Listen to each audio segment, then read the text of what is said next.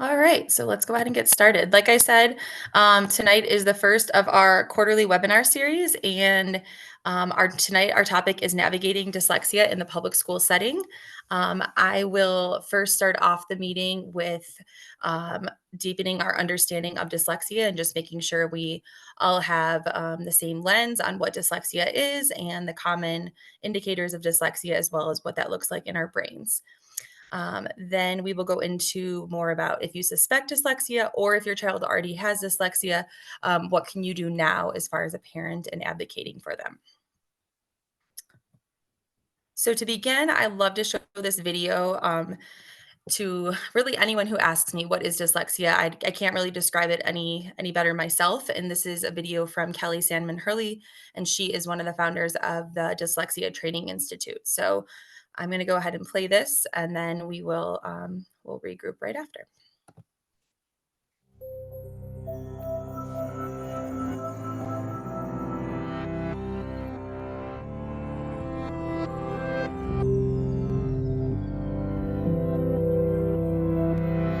Take a moment to read the following.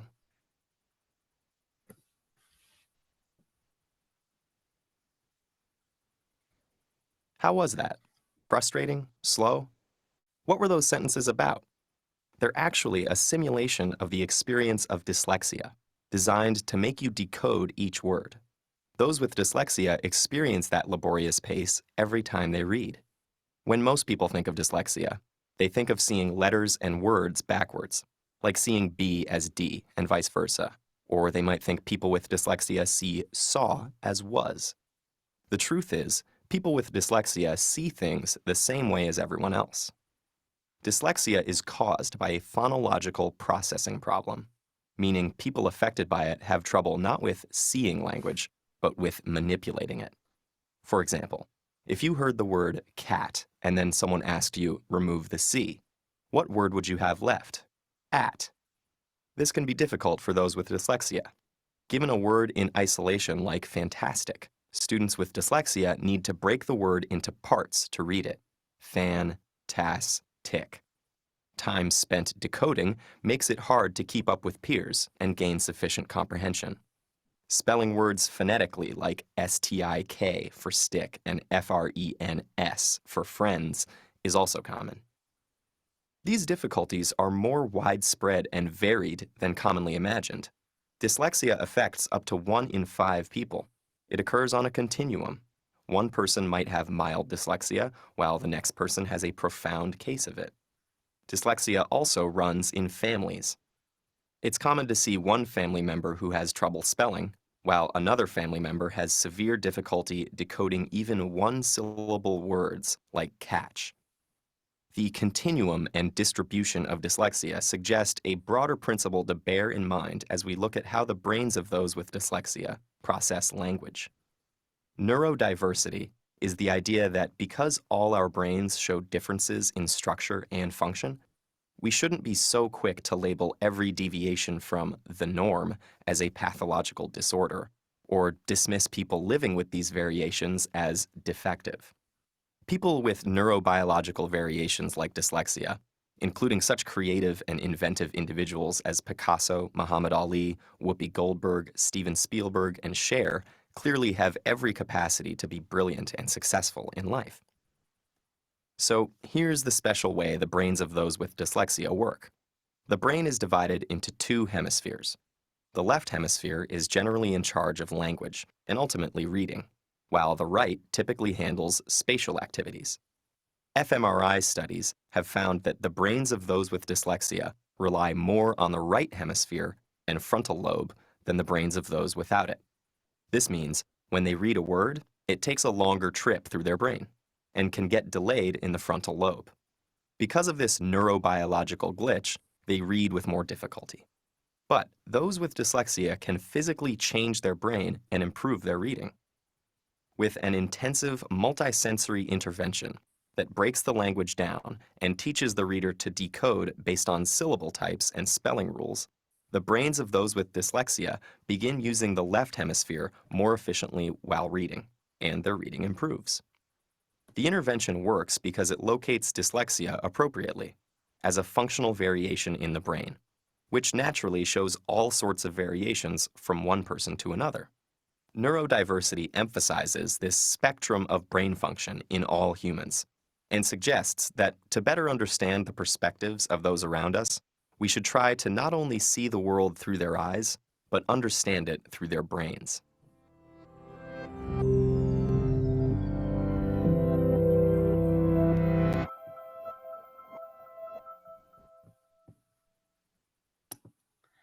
All right. So, like I said, that video does a great job of summarizing what dyslexia is. And if you just jumped on the call, I am recording this. So, if you want to be anonymous, you can turn off your screen and your sound. It's up to you. Um, and I'm just going to go through a presentation here. And then at the end, I'll open it up for discussion and questions. Let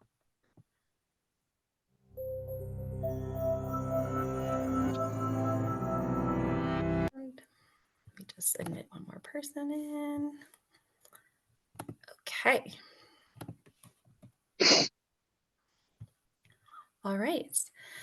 So, like the video states, dyslexia is a specific learning disability and it is neurobiological in origin. So, we know that that is a brain based disability and it's going to affect certain parts of the reading process, specifically accuracy and fluent word recognition, as well as spelling and the ability to decode words. And decoding is just a fancy way of saying breaking down or sounding out words.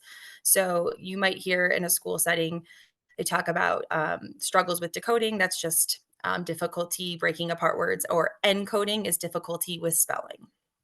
And so the other piece of dyslexia is that it's often unexpected in relation to other cognitive abilities. And I find this to be most true when students are a bit younger in the K2 grades, because as they get older, their dyslexia is going to become, reading is going to be difficult across the board in every subject because things like math, social studies, science, they're all really dense in literature. And so it's going to be harder to see that unexpected difficulty, especially as the language level just keeps increasing. When they're little, they can often get by on being really strong in math because there's less literature or less words, and then you'll see a big discrepancy between they're really high in math and low in reading. um, but we also just want to look out for that, if they're really strong comprehenders when they're listening to a book versus reading a book. Those are some things that would be a sign or an indicator.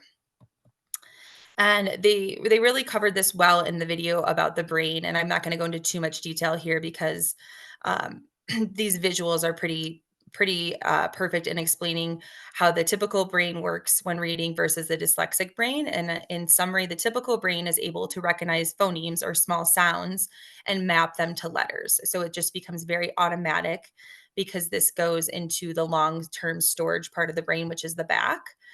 And in someone with dyslexia, they don't have that. They tend to overactivate the right side of their brain. So they're not using all three of those parts as efficiently like a typical reader would. And so it takes a lot more repetition and a lot more practice when they are learning how to decode words. And so it's something I share often is that a typical reader can memorize something with 7 repetitions, and someone with dyslexia, it could take 70 to 700 repetitions. And so we just know that they need a lot more practice with the same information. Um, the prevalence of dyslexia is it can be up to 20%. It's kind of a range, 15 to 20%, and it is a spectrum. And so someone can be mildly dyslexic or they can be like profoundly impacted by dyslexia. And we know that 70 to 80% of students who are identified in the special education population at our schools have deficits in reading. And of those 70 or 80% of those kids, 80% of those kids are dyslexic. So in the school setting, they cannot identify dyslexia, or they wouldn't check a box that says, your child has dyslexia on the IEP. They would say they have a specific learning disability in the area of reading. And if you know the indicators or the markers of dyslexia, which you should after this presentation, you could say, my child has signs and symptoms of that. Um, and we know that right now nation, we're not doing a really great job of making sure every child is able to read. And we know, in our classrooms, probably 3 or 4 students in every classroom are impacted by dyslexia. And so, some major myths that I continue to hear often are that the first one is dyslexia is a vision problem, and that students tend to flip their letters and numbers. While it's not to say they don't do this, this is not necessarily a strong indicator. Most students are going to naturally reverse letters and numbers until about second grade. If they're continuing to do that after second grade, that would be a reason to kind of question that maybe it is more than just a developmental process. And nobody should be treating dyslexia using forms of vision therapy. There's no research supporting that vision therapy or using color overlays or specific fonts are are going to make it easier for the reader. Well, some of those strategies might work for kids, they're just not backed by research. And I know that a lot of families have asked me about vision therapy, and I refer them to certain articles that there is it's not a tracking problem. It is a brain based disability. Dyslexia is not treatable. That is an absolute myth.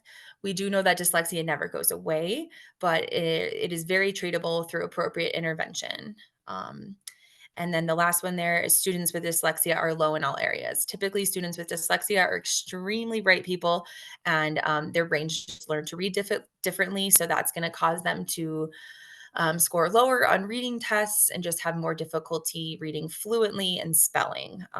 And so those are just some of the main myths that come up. And there's a few more on the right side here.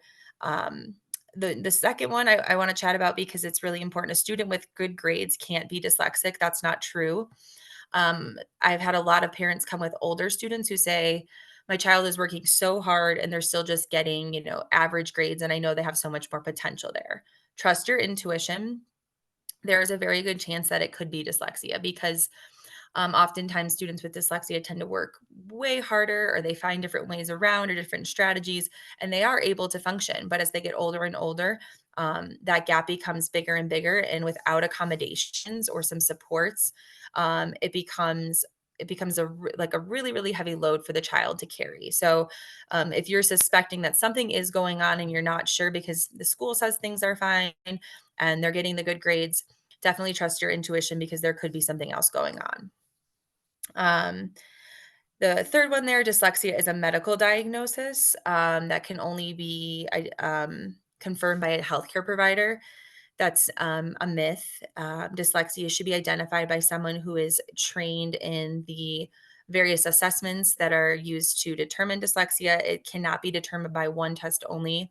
It has to be a comprehensive evaluation that has multiple tests. And, um, there's varying degrees of practitioners who can do this. Steamboat reading, we do dyslexia identification. Children's Hospital does it. Again, the school cannot diagnose it. And then the last one, people with dyslexia will never read well. So it's best to just give them accommodations. Again, that's a myth for a reason. We know that we can retrain the brain and that people with dyslexia can read well. They just need the appropriate interventions. And I've hyperlinked here, if you would like a copy of the presentation, the extensive list of myths. And this list comes from Dr. Nadine Gabb out of Harvard, and her lab is doing some really incredible work around dyslexia and early identification and screening. So the indicators of dyslexia that we should be looking for if we're suspecting it in our child, or even if our child, we already know they're dyslexic, are the first question we always want to ask, is there any sort of family history? Dyslexia runs in families. It's hereditary. If one parent has it, there's a 50% chance the child is likely to inherit that. And again, it could be a spectrum. You could say, I did struggle with spelling in school, or I did have a hard time learning to read. And you're seeing some of those same difficulties with your own child. Again, it's the most common disability in the world, and we're still working on ways to identify it. So if you suspect it, again, it's probably likely that there is something going on. And we can suspect it as early as 2. So we're looking for things like if they're delayed with speech, if they're not able to hear rhymes. And by the end of kindergarten, if they're still struggling with their letter names and sounds, that could be a very strong indicator. People with dyslexia can mix up words like say aminals instead of animals, or they could see tornado and say volcano because they see common vowels and common vowel patterns in that word, and it's kind of a similar context, and so they may guess a word. Difficulty memorizing things because again it's harder to store in that long-term storage part of their brain. And a lot of our text is made up of these small words that are non-content words, like in, on, the, for, of, and they can often just delete those or change them. And it doesn't necessarily affect the meaning of the text, but it can affect their accuracy. And when speaking, sometimes they can use imprecise language. And that's because it's harder for them to retrieve a word that maybe it's just right there on the tip of their tongue and they can't say it because they can't retrieve it fast enough. So they end up saying words that are not as high level in vocabulary. And the last one there is that they don't have a strategy if they see an unfamiliar word. So they're not used to breaking down the word unless they've had the appropriate intervention. And then in life, some of the indicators that would come out would be that they have trouble remembering dates, names, numbers, lists. I ask students to tell me the days of the week or the months in order, and this is often pretty difficult. Um, Time is always tricky, especially in school if they have to take a test or something is time, just because they are spending a lot more time breaking down words. Or even if they have cracked the code and they can read majority of words, it's still going to be challenging when they come across a word that has multiple syllables that they haven't seen before multiple times. Spelling is something that's very challenging, and um, anyone with dyslexia should not be graded on their spelling. It's one of those skills that is we're finding the most difficult to intervene on. There's not a great um, program or methodology out there that everybody's using to improve spelling at the moment. So I do get a lot of parent questions about my child is a poor speller. What can we do? We know that kids don't get spelling lists anymore, and we do know that's ineffective. And so we're looking more into morphology, but that's another topic for another day. Messy handwriting and poor working memory. And then the last thing I'll say here is that as students get older, and if these indicators are becoming more and more apparent, um, students can start to have low self-esteem, and it can affect their confidence and ability to want to go to school, want to engage in class, because the text and the level of reading is just becoming so difficult and challenging. And so it is really important to identify this as early as possible so that students understand why their brain works the way it does and how to get some intervention and accommodations to help support that. Um, Dyslexia is a comorbid disorder. That means that with dyslexia, your chances of having an additional disability are a bit higher. And so dyscalculia is the math version of dyslexia, trouble with numbers. Dysgraphia is a disability with writing, written expression, and then um, attention deficit. And that's what we see the most of, is often ADHD and dyslexia kind of going hand in hand. And so just some statistics overall, and again, this is just a hammer in the importance of early intervention, that we know if a child is in second grade and they're not reading, they have a 25% chance of reading on grade level. So just to flip that, there's a 75% chance that it's going to be tricky for them to catch up. So it's really important to catch those kiddos by the end of second and third grade and make sure that they're getting those interventions and they have the supports in place. And we know that when they get those interventions, there's a much higher percentage chance of them becoming fluent readers. And so when we think about dyslexia in Colorado, it's still a bit of a taboo word in our school system. And so in 2019, House Bill 19 came across the table, and now there's a very active group of parents down in Boulder. I think they were the ones who mainly got this conversation fired up, that how come we are not doing universal screenings, and what are the interventions in school being put in place for students with dyslexia. So right now there is a working group. They're I think in their second or third year. I think they were interrupted by the pandemic, but they're in schools doing universal screenings and doing intervention. And so this is exciting because it is showing that Colorado is starting to get on board and understanding that dyslexia is a disability. Schools should be recognizing this. I think it is just a few years away from actually being the language being incorporated more into the school setting. I'm not sure when schools will ever be able to identify, because it is extremely complex. But I have confidence, especially here in Steamboat, that regardless of the identification, we have incredible teams doing interventions at all of our public schools here right now. So when we think about dyslexia, there's kind of two branches to this tree that I've created. And on the one side, you can see that I put my child has identified. So maybe your child has been identified through Steamboat Reading, Children's Hospital, or another outside provider, and you're saying, what do I do next? And the hope is that you can create a meeting with the school. And schools are not required to take the identification from an outside provider and just immediately hand a plan over.